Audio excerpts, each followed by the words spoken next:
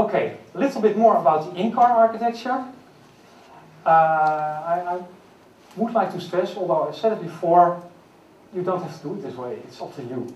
But for a number of parties here, I know that we can help them a little bit by indicating, this helps me indicating which parts should be in there. Okay, let's start at the bottom. And there's the vehicle, so we need a vehicle, it's obvious. Very important part, I think, is determining of vehicle position. The way you do it, it's up to you, but you need it. Here it says GPS, initial navigation. Well, if somebody else thinks of doing that using cameras, using the roadside, whatever, might be done, but you need a unit which quite accurately determines your own position. Not only for your own control, but also because you are supposed to communicate this data to other vehicles. Then the layer above that is the actual, I called it here Cooperative ACC algorithm. I should have called it maybe Cooperative driving algorithm or something. That is for the control engineers, the feedback control system, the thing you're used to, the thing you are graduated on. Then above that, and this is, so to speak, a system with continuous states. Here, we might have a finite state machine, which means a system with a limited number of discrete states. And there, in the platoon control, you might implement the handling of, negotiation to cut in, for instance, the handling of discrete effects, like cut-in maneuvers, cut-outs, crossing, things like that. You might build up your algorithm like this. Of course, there also it's up to you, but it might be wise to have HMI there. You are supposed to communicate a number of things. Jan de Jong will go into that a little bit more. And there will also be a roadside unit. The reason for that thing there, its function in the whole thing, will also be explained by Jan. I will not talk too much about emergency, I call it here emergency control, fault diagnosis, recovery things, safety. Because I think we should first have a clear picture of what the challenge is about, and then think about how we can make it safe. That's not as big a deal as with DARPA challenge, I think, because we have a driver in the car. And this helps us a lot.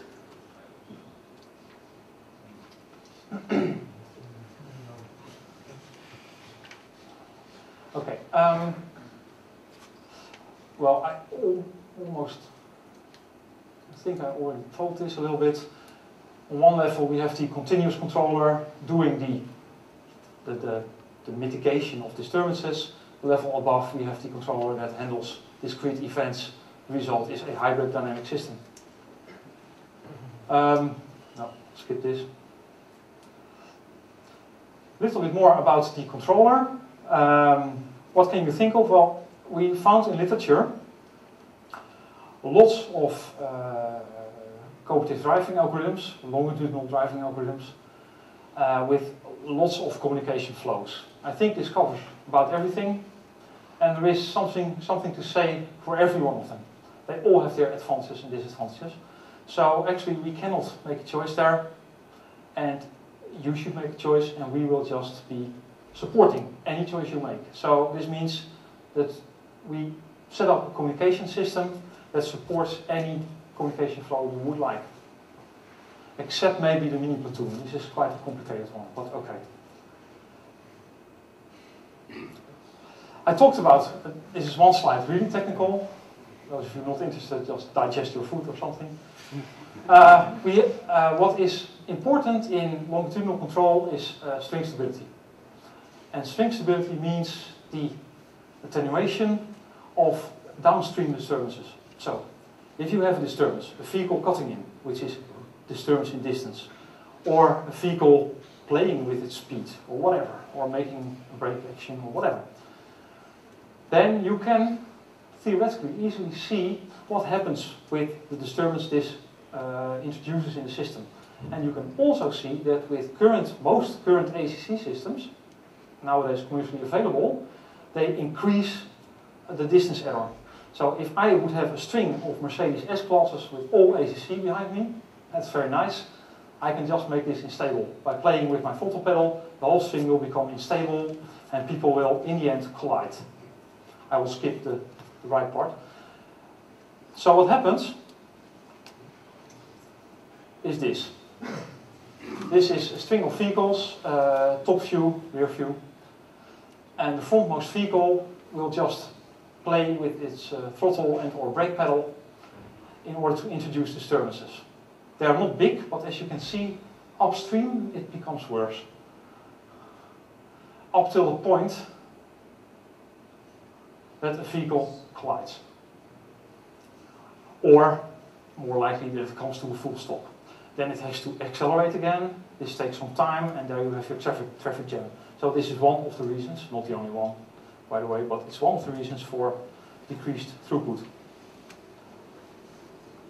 If you use a simple algorithm for cooperative ACC, so communication of motion data in upstream direction only, then exactly the same test will be like this,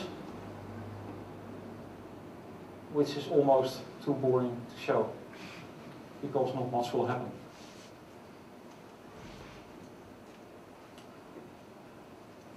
I can say a little bit more about this because I like it. The only thing what we do here is that we communicate only from one vehicle to the next. So nothing else, no multi-hop, nothing.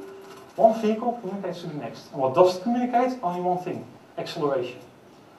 You cannot determine acceleration using your own radar. Everybody who's trying to differentiate measured speed knows that it's more like a noise generator, the result. So, but a vehicle in itself can determine its acceleration quite accurately using GPS ENS systems. If he communicates it downstream, then instantaneously you have string stability. Very nice. Anybody, okay, I quit it. So this is quite a simple structure. Another way of thinking, entirely different, is also nice, that's why I wanted to show it to you. Up till now, the whole thing was longitudinal. But you can expect, okay, longitudinal is nice. What about 2D? We live in, well, 3D, but we certainly do not live in 1D. If I'm talking about string stability, CACC, things, it's all longitudinal, all. However, from the field of robotics, there are also other solutions. These two little robots, they have the assignment to follow each other, to stay in formation and drive a trajectory. They start with a very large initial error, very large, and here you can see that they now start to follow each other, very nice. Despite this very large initial position error. They don't collide, they just follow quite nicely.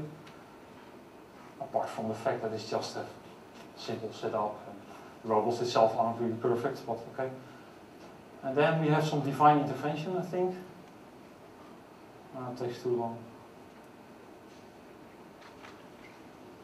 No, well, skip it. Well, somebody else will introduce an error, but it takes too long. The nice thing is that this might be a future solution, but as you can see directly from this video, there's the divine intervention. Directly from this video, that we will not have this driving on the road the next few years. It's really in a research stadium yet.